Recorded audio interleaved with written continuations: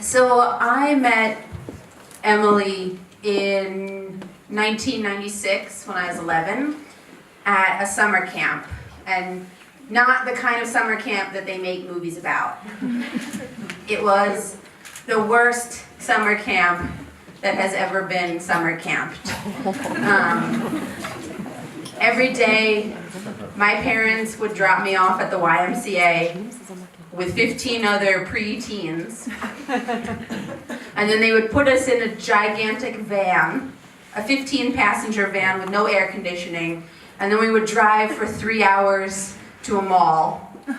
And then we'd have $8 and 45 minutes to walk around the mall, and then we would drive back. And that was travel adventure camp. And Emily and I were sitting next to each other in one of these vans, and there were people sitting behind us making fun of me, because that's what you do for fun when you're 11.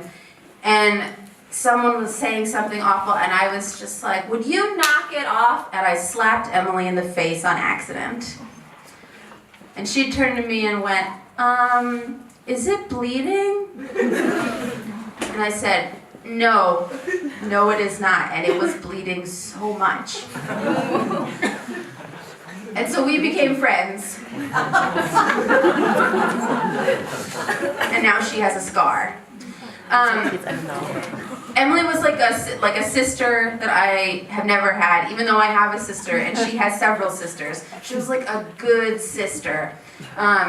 And our friendship started out by talking about how terrible our parents were, that they made us go to this awful camp. But then it was a friendship based on the fact that we both had crazy moms. Like absolutely crazy moms. And our phone calls were just, "Do you hear what my mom said? Can I tell you what my mom said? You have to hear what my mom said." My mom said, like, for years, this was all we talked about.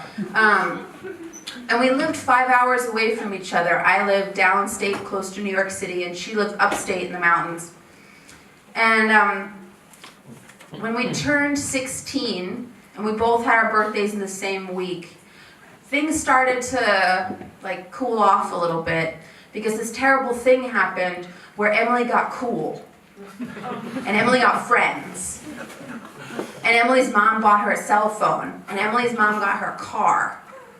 And Emily's mom wasn't so crazy anymore. And Emily had friends that she took in the car and called on the phone. And she never wrote me letters anymore. And she never called me anymore. And I thought, I'm going to win her back. So for her 16th birthday, I made her like 16 tiny presents that I put in a giant box. Like little socks that I knitted, and a mixtape that I made her, because you could still make mixtapes in the 90s.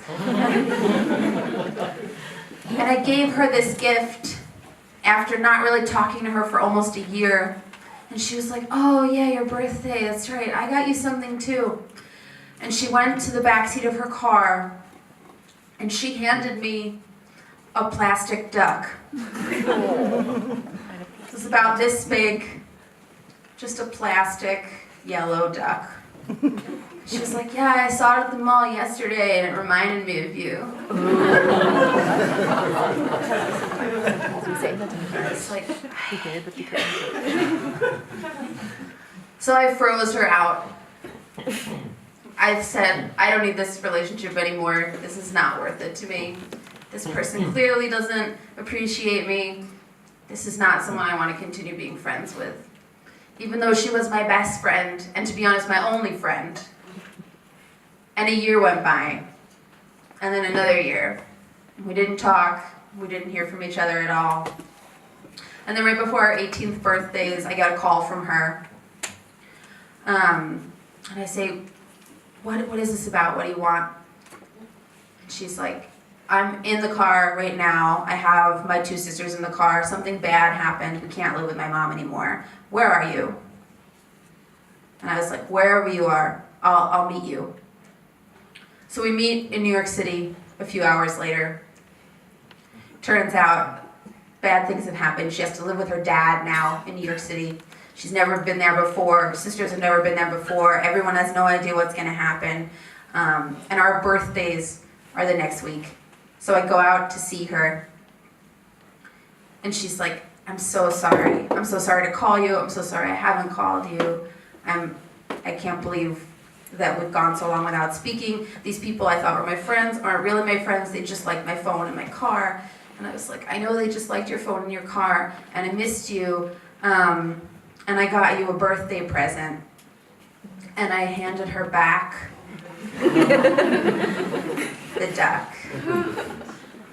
And then the next year, she gave the duck back to me.